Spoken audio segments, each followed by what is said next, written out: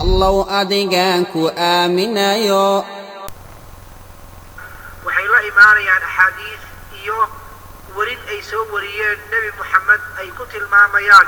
خرينا آنا الأمة قل وحيلا إيمانيان تفسيرات آيات القرآن أي تفسيرينيان إيو شرح فربضان أو كلا دبقيدسن مركي آن ديب أغلابتنا آنا نهيرين الميلاha أي كتل مامين وحيلا ذا كتبت تفسير كحقيقة آهان كرانيا يعني اسكو كالليفة إنان كهلو وان كوايي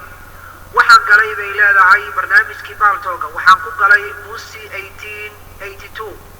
ayaan ku galay aniga ayaa kaalinta igu timid oo qolka dadkii ku jiray waxa ay jeedinayeen kelimado waxaa la igu yiri waa markaaga hadal waxay leedahay magii baan kor u soo qaatay waxaan iri waxaan jecelahay ilaahay waxaan u hilowsanahay ilaahay laakiin ma garanayo meeshu iga jiro iyo meesha aan ka heli karo iyo xaqiiqda meelay tahay jirkaygii wuu gilgishay marka erayada isaga ku hadlay waxay leedahay dhabahaantii waxa gudahayga ku jira ayaan marka isaga sheegay ee jahwareer iyo jacayl aan u qabo xaqiiqda ilaahay sida aan ku gaari lahaa waana ooyay marka hadalka waday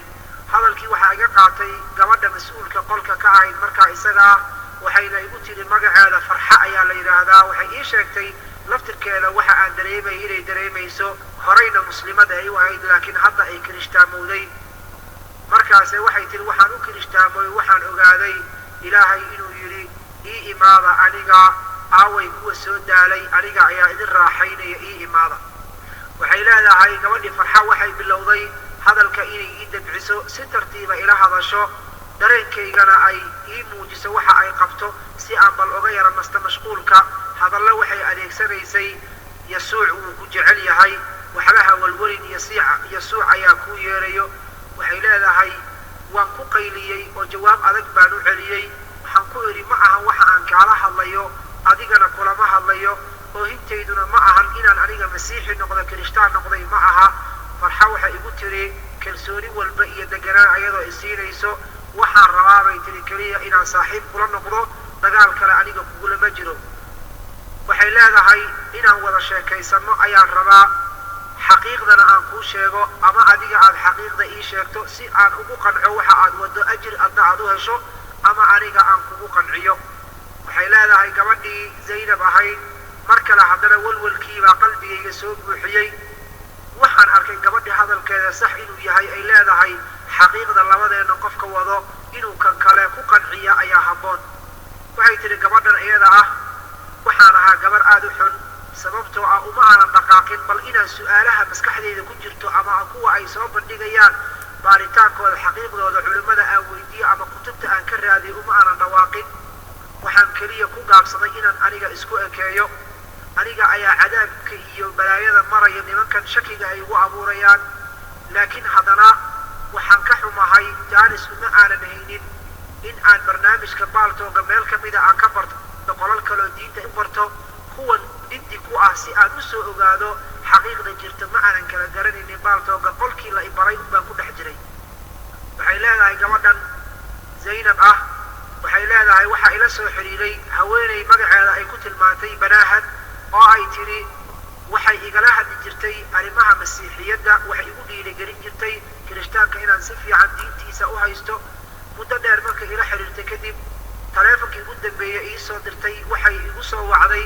ayadoo rikoor gurigu ii yaalla iiga shidan yahay qur-aanka kariimka idaacatul qur'aan aan dhegaysanayo intay i caysay bay igu damisay taleefonka markii kadibna ima aysan soo wicin saynab qisadeeda ayadoo sii wada waxay leedahay waxaa si lama filaana markii kadib taleefonka gabadha markay iga goosatay igu dhacay in la iga soo waco dibadda taleefanno badan ay soo dhacaan oo aan hore u garanaynin saaxiibo aanan lahayn maraykanka iyo kanada iyo meelo lamida iga soo wacaan ay igu yidhaahdaan diinta islaamka diin ma aha tii aad soo gashay kirishtaanka si fiican u qabso oo ha ku laabanin islaamka iyo cunsuriyadiisa annagu lafteen muslimiin baan ku dhalanay laakiin markii aan ogaanay xaqiiqda ayaan galnay diinta kirishtaanka ah gabadha riihaam ahayd waxay leedahay waxay bilowday inay ila soo xiriirto xagga iyo internetka igala soo xiriirto xilligaa isaga ah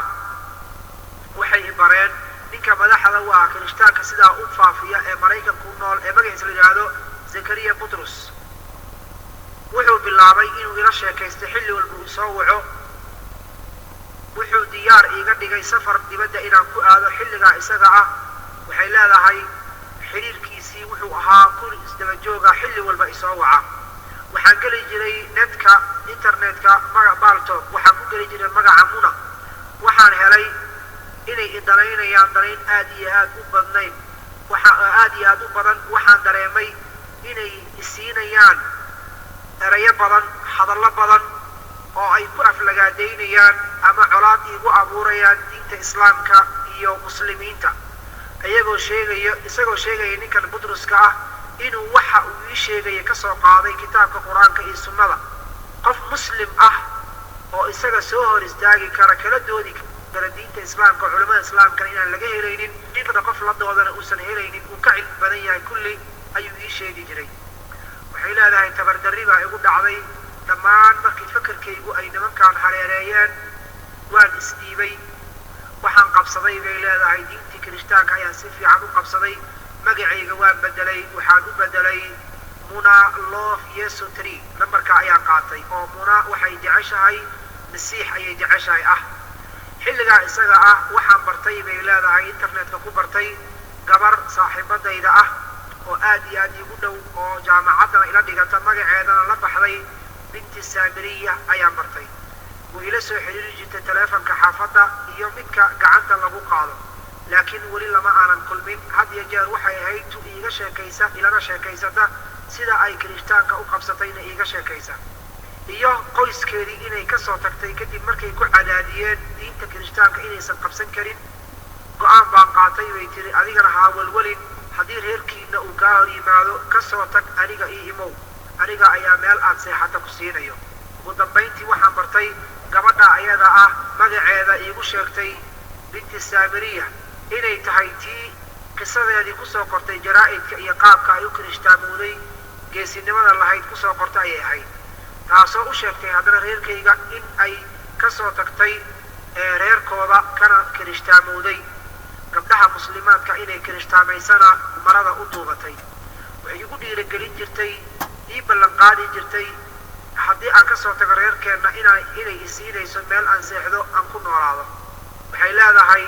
anigana jacaylka aan u qaba reerkayga waalidkayga ayaa ii diidayay in aan go'aan qaato ama aan ka baxo